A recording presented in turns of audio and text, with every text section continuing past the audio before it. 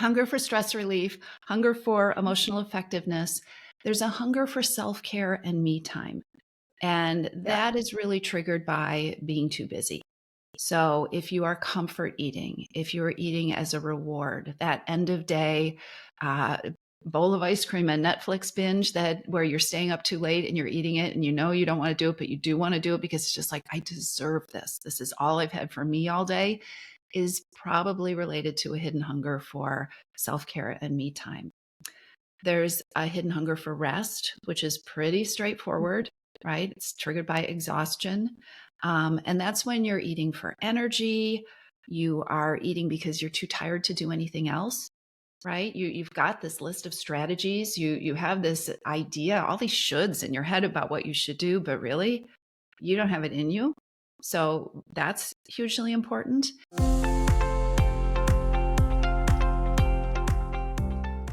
Hey there, and welcome back to another episode of the Reshape Your Health podcast. I'm your host, Dr. Morgan Nolte, and today I am so excited to have this conversation. We're going to be talking about overeating and stress eating and why it happens, especially to smart women. So we have Dr. Melissa McCreery here. She is a psychologist, emotional eating expert, author, host of the Too Much on Her Plate podcast, and the creator of Your Missing Piece, the program that supports smart, busy women in creating freedom from cravings and overeating and to develop peace with food. She has helped thousands break cycles with overwhelm, overload, and overeating without feeling deprived and without depending on ridiculous amounts of willpower. Dr. McCreery's approach to helping working mothers, busy professionals, and stressed out business owners emphasize leveraging your unique strengths, ditching diet mentality, and using the power of psychology. Her perspectives have been featured in the Wall Street Journal, CNN Health, and many other publications. And for those who have been tuning into the podcast for a while, you might think, oh, it sounds like she's talking about Morgan, like smart, busy, overwhelmed sometimes, busy working mom. And so I told you when we were offline, this is going to be such a fun conversation because this is something that I have struggled with, that I self-coach myself through, that I now coach other people through. And I just feel like we're going to be like two coaches kind of collaborating on this conversation and learning. I'm really excited to learn some of your skills and techniques and apply them to my own life. And I hope that our viewers do as well. So thank you for sharing your time with us today. I am so excited to have this conversation. You know, I Yes. I think that what I hear so often from women is, "Oh my gosh, it feels like you're talking to me. I never knew other people thought like this before." And one of the things that I think podcasts have such power to do and the internet has such power to do is to help us learn that we are not alone with some of the stuff that we're carrying around in our lives, feeling strange about or feeling really isolated and ashamed about. Yeah. And it's just such a counterproductive emotion. I think once you really start to learn about thoughts and emotions and how those drive your actions, you realize, okay, so these negative emotions that I've been feeling, this critical self talk that I've been having, it's actually counterproductive to the goals that I want to reach. I'm going to start paying closer attention to my emotional health. So, I would love to just hear a little bit of your background on how did you get interested in helping, successful women with overeating? So, my background, I'm a clinical psychologist. I have spent my entire career from my research in graduate school to the first therapy patient that I ever saw, working with women around issues, just every issue you can imagine around weight and health and eating and their bodies and every single way we could tangle that up. And for many years, I was in private practice as a psychologist, loved doing that work. Um, but I think what I usually say is I sat across from one too many amazing women who were doing incredible things in the rest of their lives, who had successful businesses, who were super moms, who were able to be in 4 places at once and make it look effortless, who were making amazing things happen and had all this confidence about their ability to do that. And yet I would sit across from them and hear things like, I just guess I just can't figure this out. Or I guess this is going to always be something that I struggle with. Or, I know if I'm going to do this, I'm just going to have to be really strong and really vigilant, and it's going to take work. And it's so different from how they were seeing their power and their freedom in the rest of their lives. And I just got fed up because I was hearing that from women. I was also hearing that from the wellness industry, this model of self-control and discipline and willpower and being strong and sticking with the program and tracking and all that stuff. And I just, I know from my own experience, I know from the experience that my clients have, that you can put this stuff to rest. This is not a problem that you have to carry forward with you for the rest of your life. And, you know, women don't want to. Women are so tired of waking up in the morning and having food be the first thing they think about, or their weight be the first thing they think about, or was yesterday a good day or a bad day? And how do I feel about myself? So, I took my passion for that and decided, okay, it's time to start teaching freedom, which is the word that people say over and over and over again when I talk to my clients about what do you really want? It's not, I want to be strong and I want to win. It's that I would like to be free of this stuff. I would like my brain to not be so full of all this information. I would like to be able to get on with my life. Yeah, I think that's awesome. So I think a lot of people listening can definitely resonate and say, oh, she's talking about me, just like you said.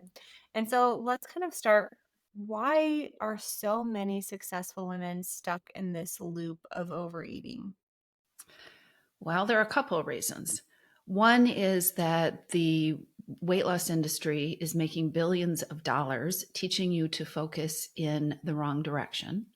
So, so many women are on this hamster wheel where you're told this is obvious, right? Just eat less and move more and knock off the stress eating. And if you're not hungry, don't eat and and follow this program. And then if it doesn't work, you obviously didn't try hard enough. So you just need to start again and you need to push yourself a little bit more. You need to be more focused and what that creates, the visual I always get in my mind is a hamster wheel.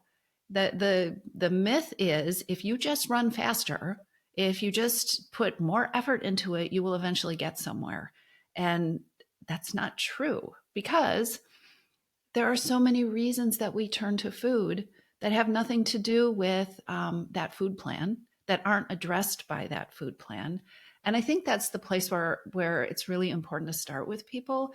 Um, Switching from this belief of I need to be stronger to, okay, wait a second. There is a reason this is happening. And one truth that people can take away from this episode, or you can experiment with if you don't believe it, is that there is always a reason that you eat. Always. There's always a reason. Sometimes it's a need for fuel. A lot of the time it isn't, right? A lot of the times we eat because we are tired or we're bored or we're procrastinating or we feel like we deserve it or we want some comfort or it helps us to push down some stress that we have. But there's always a reason. And especially for smart, busy women, there's some very compelling reasons that can kind of work together and exacerbate each other to really create this trap. Um, but traditional programs haven't taught us to deal with the reason. They've just taught us to slap one more hard thing on top of our to-do list, which is be stronger and work harder.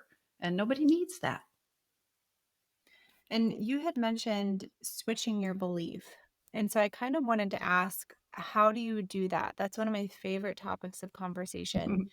Um, I think a lot of people are eating out of these subconscious patterns and stress circuits. And if people can just think about, what Dr. McCreery just said, why are you actually eating? And you use the word hidden hungers, which I really like. What are my circuits that drive food intake? And then how can I reduce or eliminate the exposure to the start of that circuit?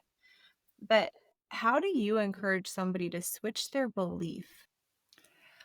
Well, I think that actually comes later in the process because I know the first step is realizing that we all have a set of beliefs.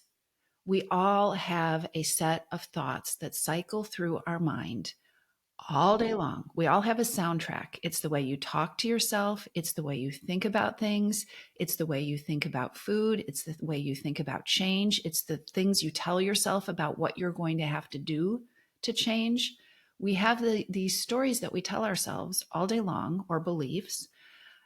The problem is, or where we get stuck in these, is that some of these stories we have lived with our whole lives, or as long as we can remember, or we have been running them on repeat for so long. The grooves in our brain around these stories are so deep that we don't even know they're beliefs anymore. We just think they're truth.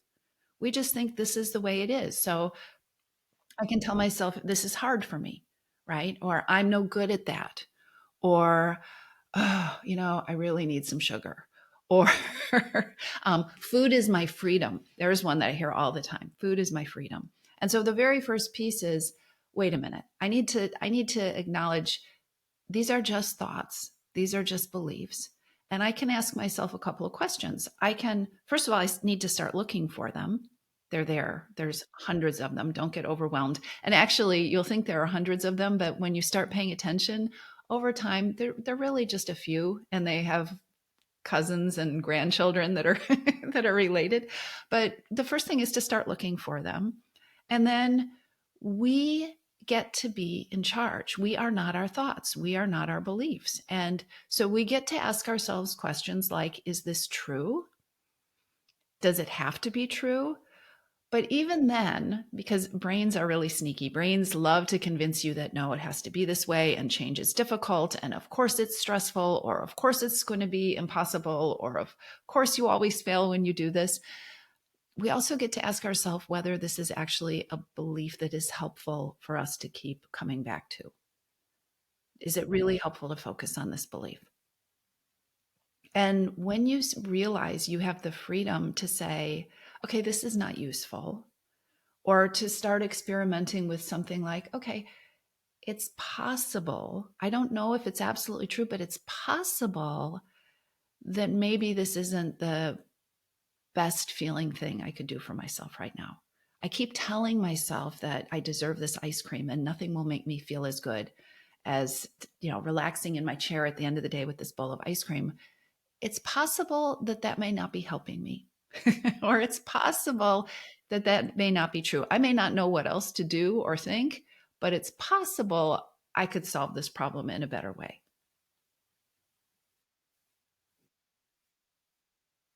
I love that. Yeah.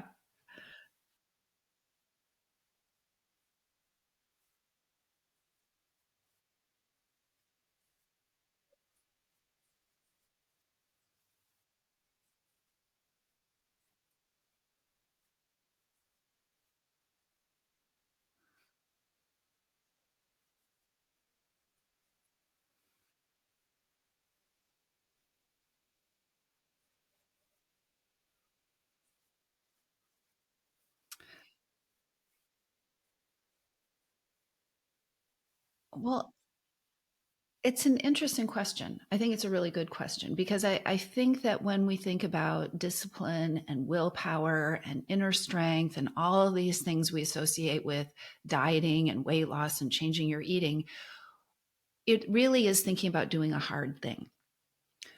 What I teach people in my program how to do is to not how to do more hard things, but it's how to shift your thinking and how to think about something differently, which is hard and which your brain resists. Brains do not like to change. Even if there is this wonderful change on the other side, our brains are funny things.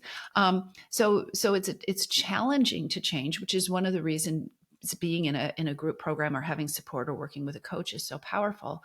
But I think the other piece that is really important is that when you are using discipline and self control in these ways that you've been taught traditionally in diet culture, it is doing hard work so that you can get to this goal.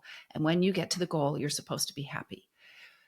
With the hidden hungers formula, and when you start working with hidden hungers and getting to the root of why you're eating, you're shifting your thinking, and that's hard. And you're doing things that don't feel so intuitive. Maybe you're paying attention to being nicer to yourself, or is this thought serving me, instead of how will I not eat the ice cream?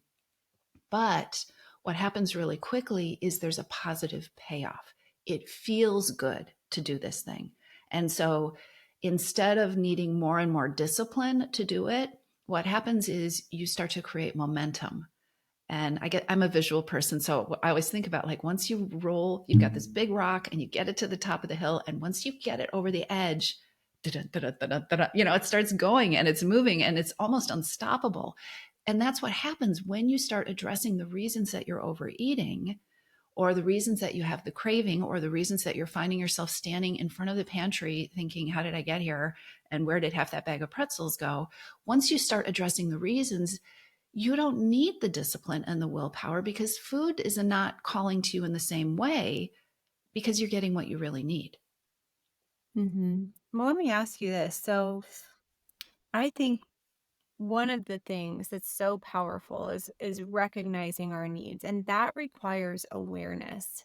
And so I wrote down standard of self-awareness. I'm really big on standards. So what is the standard is, how do I think and how do I act on a moment by moment basis? Where is my focus, energy, attention, effort, those kinds of things?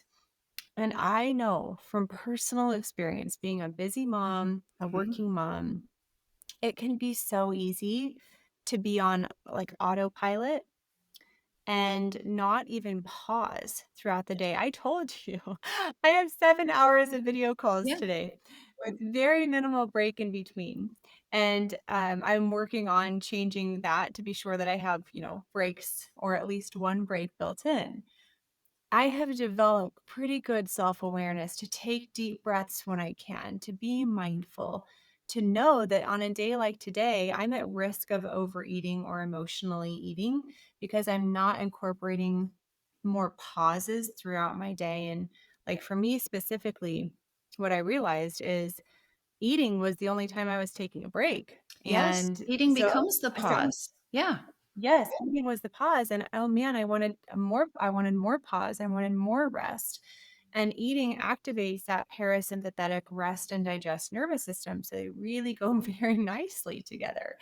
And so I think just me understanding myself and my thoughts and my patterns of behavior help arm me so that I had a protein shake with my workout, and then I had a really high protein breakfast just in case I couldn't have my second meal until later this afternoon. So I think once we develop that pattern of self awareness, this behavior change comes a little bit easier and more natural. But what do you recommend somebody to do to develop the self awareness in the first place, Mhm. the pauses in the first place to check out their beliefs? And I wrote also a belief is just a thought that is repeated. And just like you said, like we are not our beliefs, we are not our thoughts, we have the power to change them. So, how do you encourage people to develop the pauses and the self awareness required to start to analyze their own thoughts? You ask such good questions. I love it. And, the pause is one of my favorite power tools. It really is. And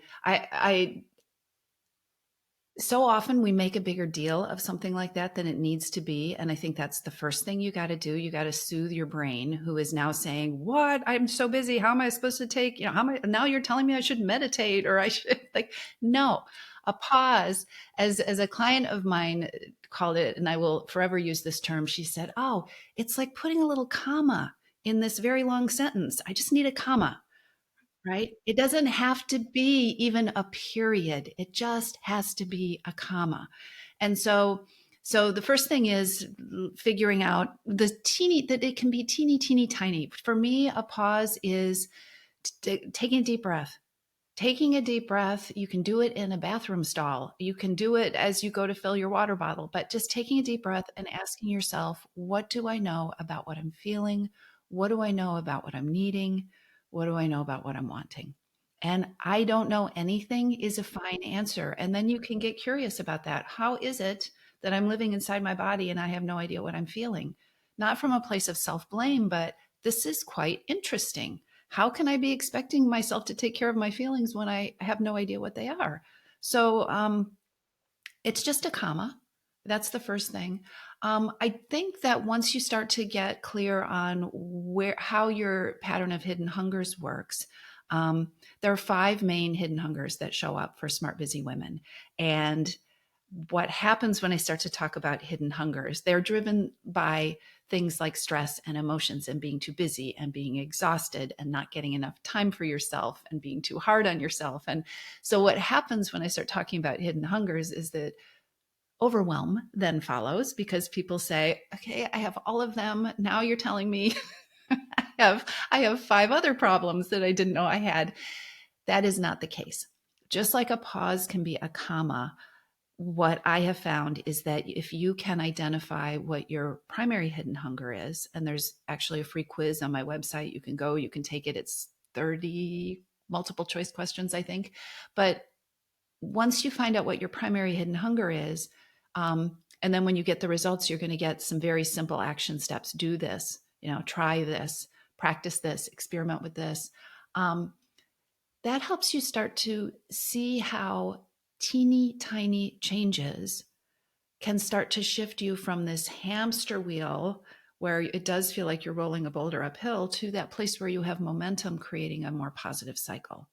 And doing the things like the comma, just checking in with yourself, picking a time of day that tends to be challenging, you're going to see the payoff.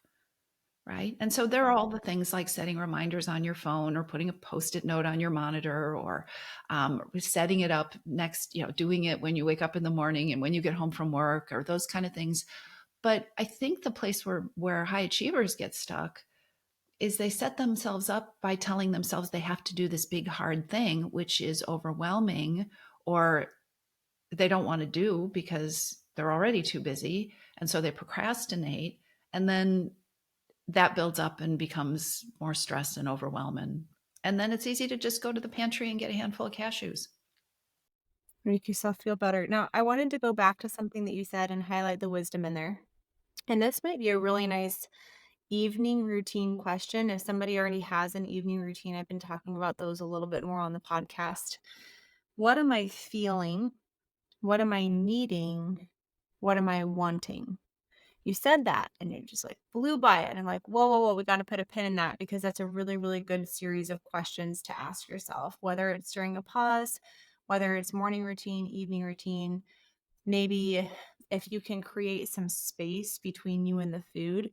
So we have this stop method, and it's like when you want to emotionally eat and you are, or you're in the moment, you got to get some space away. So the S is space between you and the food, go into a different room.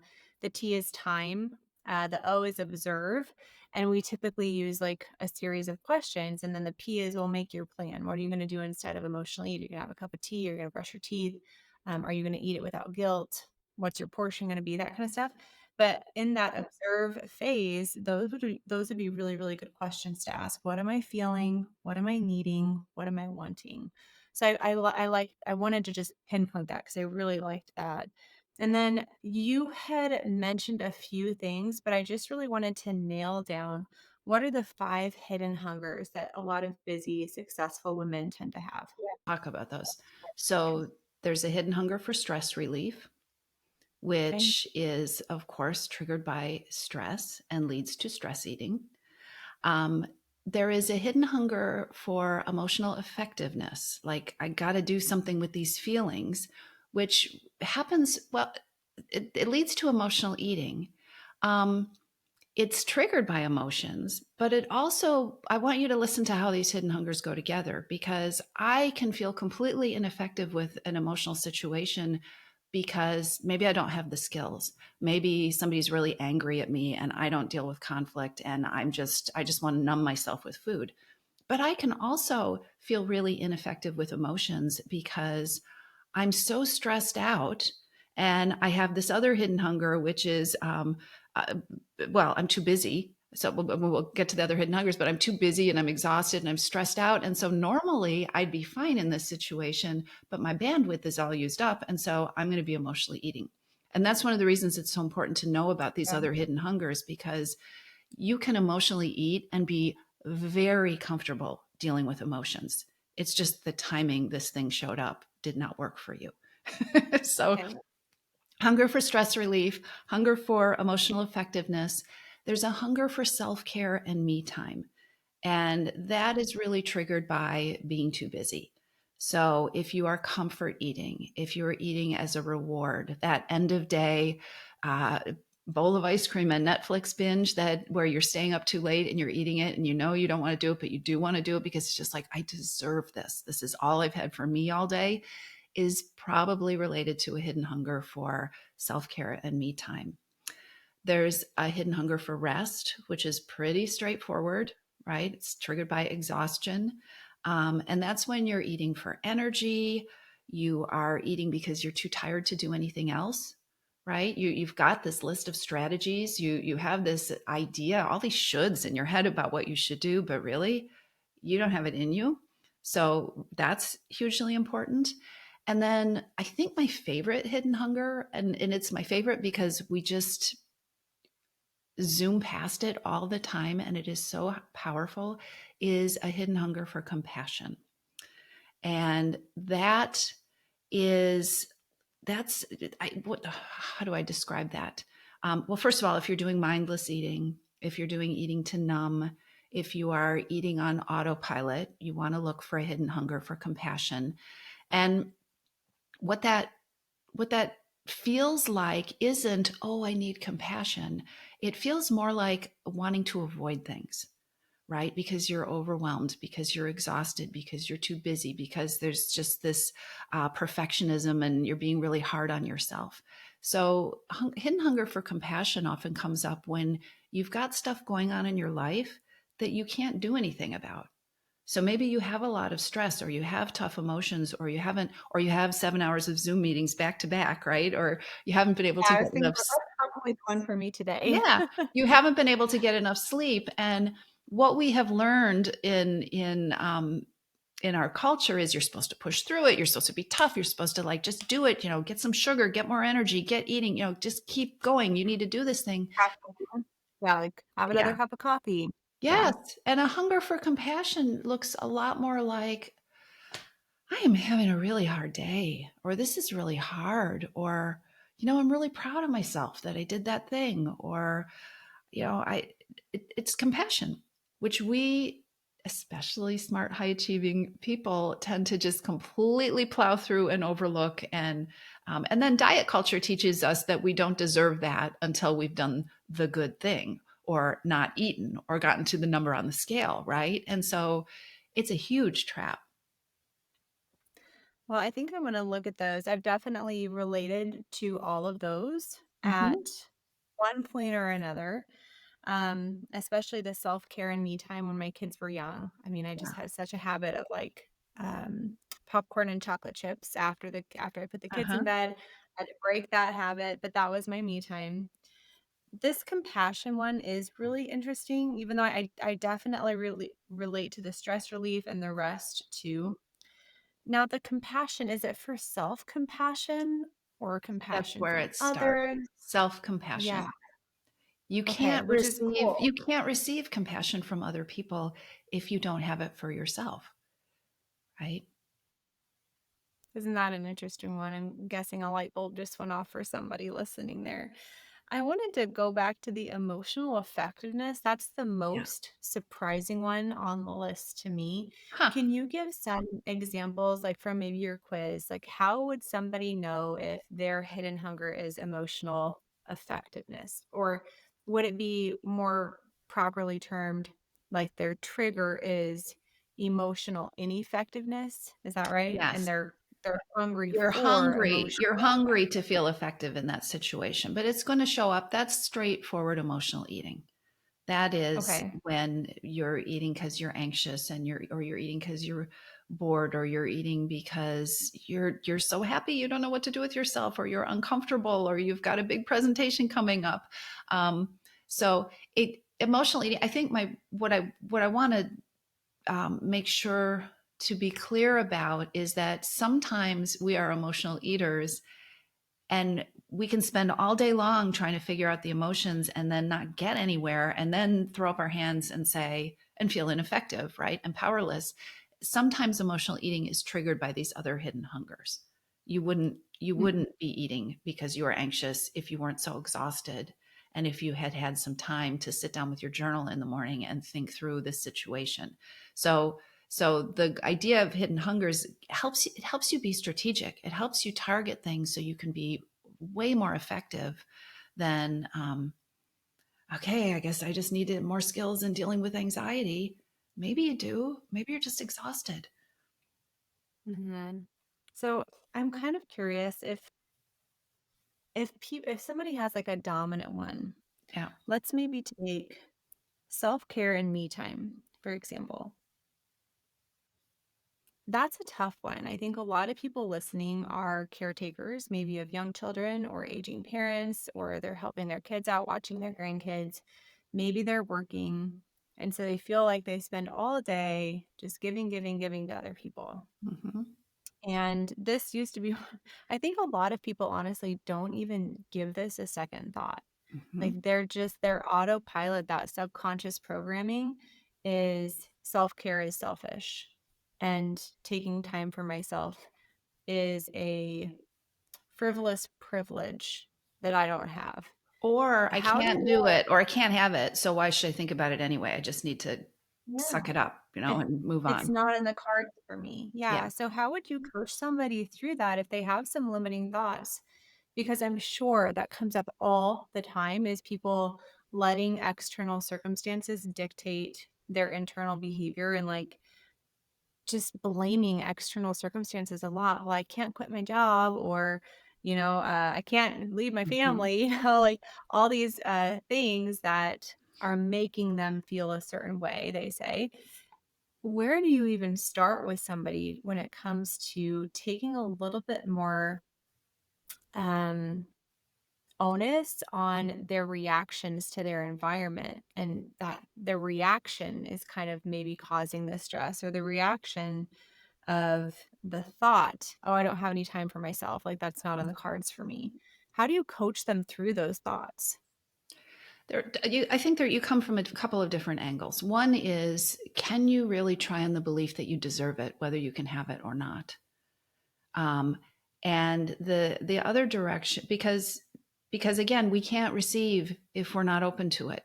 So really looking, and we can look at what are the consequences of not getting the self-care in the me time. Let's look at the patterns. Let's look at how this is showing up in your eating and in your weight and all these things that you're profoundly unhappy about. And we really have to target the thinking that most high achievers have, which is this go big or go home kind of thing, right? It's got to be Oh yeah, big. the It's got all to or be, nothing mindset. yeah. Self care and me time does not mean you have to go to Greece for a month. Self care Yes. and me time can be, it's that comma again. And I will tell you, I always think of a couple of people, a couple women who were in my program. I'm thinking of somebody in particular who she came into the program. She was hell bent on changing her eating and changing her weight. It was a big commitment for her to join the program. It's a 6 month program, and that's what she needed to do. And as we started the program, it became very clear that she was not getting self care and me time. And it was, talk about that difficult shift. It was a huge, big deal for her to have the trust to, okay, I'm not going to focus on tracking and dieting. I'm going to start feeding this hidden hunger. I am going to start, I'm going to start being kinder to myself and giving myself a little more space. She was supremely busy. She had a lot of stuff going on. Um, and here's what happened. It's the little things. And she would show up to the group calls and she would, or the group Zooms, and she would be like, I can't believe this is, I hear this all the time. I can't believe what a difference the little things make. This is such a small thing. I rolled my eyes when you suggested it. I can't believe the difference. And then what happened is it was not very well. It was 3 months into the program, we were cataloging what had changed, what had shifted for her. And she had this list. She had made this shift. So her list was about things like not being so hard on myself, giving myself more time, having a little bit of a space in the afternoon. It was all this stuff that was not on her original list of I'm not eating M&Ms anymore and I'm not whatever. And she listed all these things, and she listed quite a few things. It was like, she listed about 10 things. And then she had this moment, and she is not the only one in the program who's had this moment where she said, you know what I don't do anymore? I don't eat all the things before I go to bed.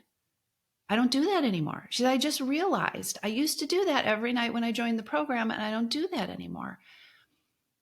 The experience of losing a habit without realizing it, instead of efforting yourself to, how long Right. can I not do this thing, is so profound. And so I don't use the word transformation very much, but that's a transformation. And that's what happens when you start paying attention to these things. And so I tell those stories because I really want to empower people to like, what would happen if I trusted the process? What would happen if I did a small little thing? What would happen? What Mhm. if me time was just 3 minutes sitting in my car before I walked in the door, or before I left the parking lot, um, or a couple minutes before I got out of bed in the morning? What if it was teeny tiny? We can start feeding ourselves in little bits, and it can make a dramatic difference. Yeah, a couple things came to mind there. You know how I was watching a movie or maybe it was a show, I can't remember what it was. And it might have been Band of Brothers, I'm not sure, but they came upon a concentration camp and these people were just like emaciated. And the doctors or the people are like, they can't have all the food at once. Like they will hurt themselves if they have all the food they want to have.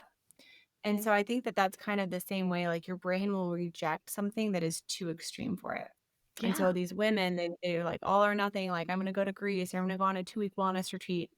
And like that is just going to be totally rejected by your subconscious mind. So I love that you're like, let's incorporate some pauses and commas and like really make it work with your lifestyle. First off, so I just thought of that like from a starving, like a physical starving versus an emotional starving.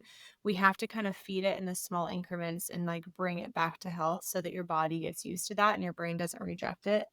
The other thing is cause and effect. And I think the effect are the habits that we want to change. So eating all the food at night, you gave that example. And when she was focusing a little bit more on me time and pausing, she's focusing on the cause of the effect. And I think a lot of people are just way too focused on the effect of Yes. whatever weight or whatever bad habit they're doing. And that's where you're focused, like that's where your energy is going to go. But if we can pause and be like, all right, well, what is the cause of that effect? The cause is a lack of me time. And so how can I create more me time? How can I create more rest? How can I de-stress? And so I like that notion too of recognizing we're working on the cause. And that's why these habits seem to be developing without white knuckling and without the effort, because you're really getting to the cause. So I like that. Now, from a stress standpoint, because I think that that is one of the biggest things, and I work a lot with insulin resistance. We know that raises cortisol. We know that raises glucose. We know that raises insulin. So, what are some of your best stress management tips for busy women, smart women who just need to really de stress a little bit? There are two concepts that I come back to over and over and over again. And I am going to uh, just predict that some people listening, lots of people listening, will roll their eyes because they're like, okay, what can I do? What, give me a give me a strategy. But really, the two things you want to keep coming back to are compassion and curiosity. Mm-hmm. Um, Stress is so hard because when we are in stress, when you are physiologically stressed, you are also hardwired to be in reaction mode and do mode.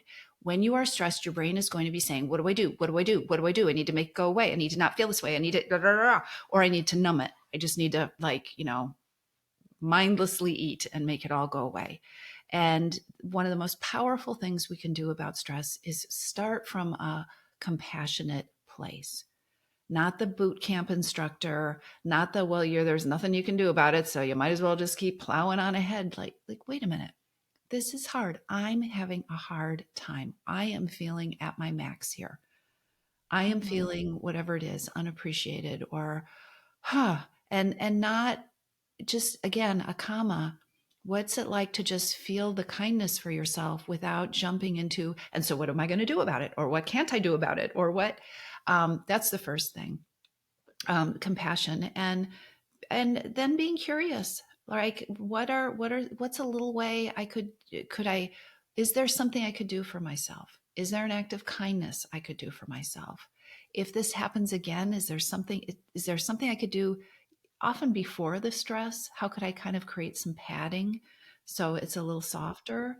um, but it's so important to look for that mindset that we have been taught to have, that somehow it's our fault if we feel the stress, or it's our fault if we're being affected by the stress. That's gaslighting. I mean, as you said, it's a physiological process. It happens inside our bodies. And so, okay, wait a minute. Maybe my nervous system needs some soothing. Maybe I'm not at my best right now. Maybe I didn't respond in the best way, but you know what? I'm having a hard day. Yeah. That layer is so important. And it feels like nothing when your brain is saying, but I have to do, but I'm anxious and I'm stressed and but also that layer of compassion is actually soothing. And, you talked about parasympathetic and sympathetic nervous systems. They cannot be operating. They can't be escalating at the same time. And so, if you do something like an act of compassion or a deep breath, or even better, take a deep breath and put your hand on your heart, because that also activates a relaxation response. Just feeling your heartbeat is calming. You cannot be getting more stressed and more relaxed at the same time. And so, again, small actions can have an impact. Hmm. I love that. So, from a stress standpoint, in office hours the other day, one of our members said something so insightful. She said, when we have a reaction to something, it's usually driven by emotions. And when we respond to something, it's driven by values. Isn't that an Mm, interesting way to put it? I loved that insight. And she said so often we are eating, it's a reaction to an emotion. I yeah. said that is such a brilliant insight versus a response. And a response can include that compassion and curiosity. And I think curiosity, like if people glaze that over, it is such an interesting thing when you stop shaming yourself and like, oh, I should have done that. I should not have overeaten. I should not have emotionally eaten. Why did I do that? Like, that's a shaming question. It's like, it's about the tone. It's not what you Yeah. say, it's how you say it, right? And it's like, why did I do that? Let me get curious about why I did that. Mhm. Because I just think that if you think about a child, I have a 5-year-old son, a 3-year-old daughter. And if he misbehaves, he responds a lot better if I come to him with a compassionate and curious mindset instead of just shaming him that you shouldn't have done that. Why did you do that? No one is going to respond to that. And so I think sometimes, um, depending on how you were raised, your difficult emotions may not have been met with compassion and Yeah. curiosity. Yes. And so then you are trained, as a psychologist, then you're trained to treat yourself with those difficult emotions. Maybe you hide it from them. Maybe you hide them from others. Maybe you feel shame. So I would love to hear your perspective about how somebody's upbringing and how their parents handled their difficult emotions can contribute to how they handle their difficult emotions. I'd love to get your perspective on that as a psychologist. Absolutely. There's an effect of that. And it can even cross generations. The way your grandmother raised your mother to deal with emotions is going to affect how your mother parented you, and again, there's these things become blind spots. We don't see them. We just think this is how life is. When you feel angry, you feel guilty. Or when you, you know, if you do this, you're being lazy. Or we make these associations, and so there is such power in doing the work to be like, because you know what? Well, you said feelings shape actions. You know what shapes feelings are thoughts.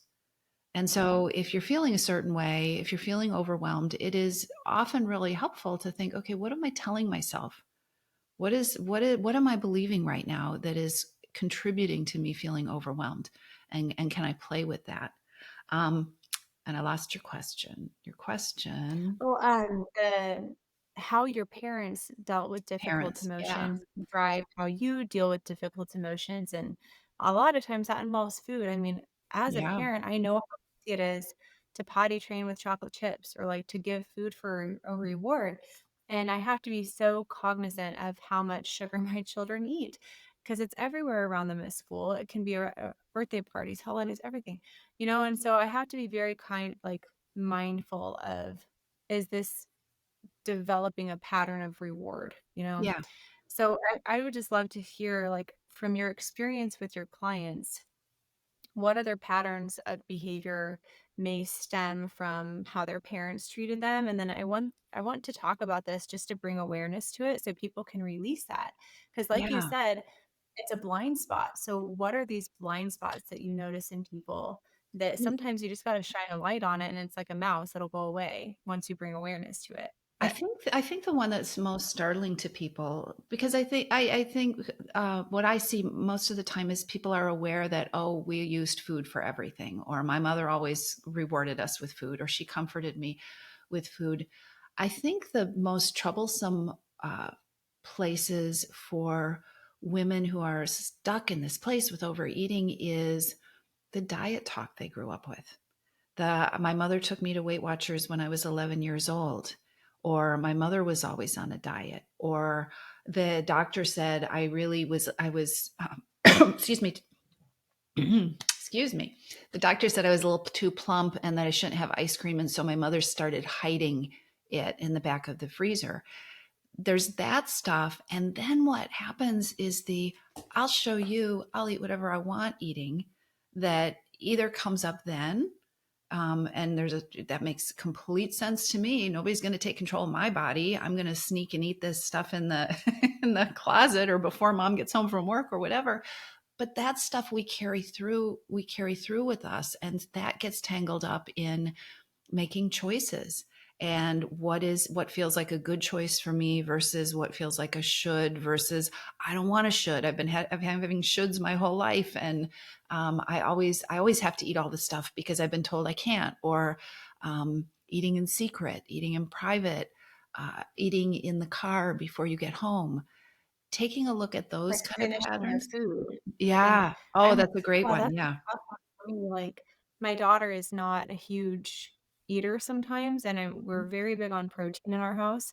And so that's a tough one for me. She's like, Mommy, my tummy's full. I'm like, oh, she just had a few bites. It's like I don't want her to second guess her intuition. And so that's a tough one, but at least I'm being mindful about it. I think a lot of parents, because they grew up with the programming, a lot of parents probably grew up in scarcity, or maybe like during Yeah. the Great Depression, maybe their parents did. So their parents passed down the belief like, we finish all of our food, we're not wasteful. That's a big one that I see too, that is just passed down. You don't even think about it.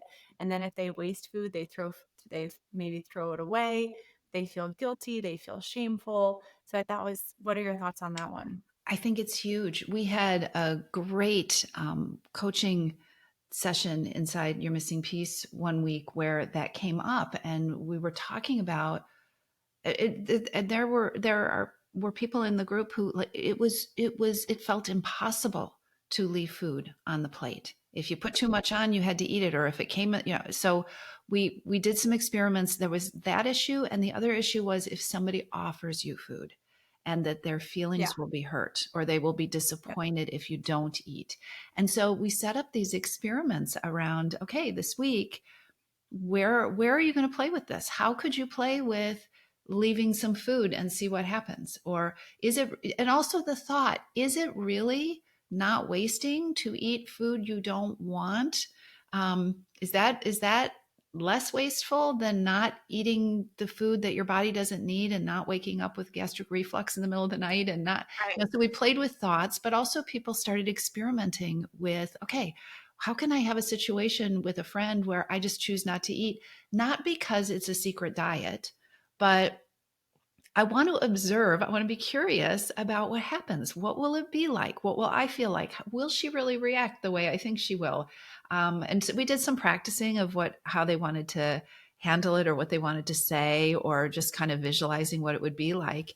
And people came out of that feeling so much more powerful because it's not a should, it's not a rule. You don't always have to leave food on your plate, but when they felt like it wasn't a big deal, they could or they couldn't, but it didn't say something about them. And it is amazing with overeating how much food we eat that we don't really want, or that we don't really taste, or that we don't really savor, for lots of different reasons, because of shame or guilt or obligation, or because it's on our plate. And there's you get your power back when you start to feel like you get to call the shots. It's really cool. Yeah, I love your approach of like experimenting. And it's not a rule. It's just like I'm just going to try to leave a bite on my plate and I'm going to see what thoughts come up. Or I'm just going to try to go out to lunch with a friend and not have dessert or not have the coffee and just see what her reactions are.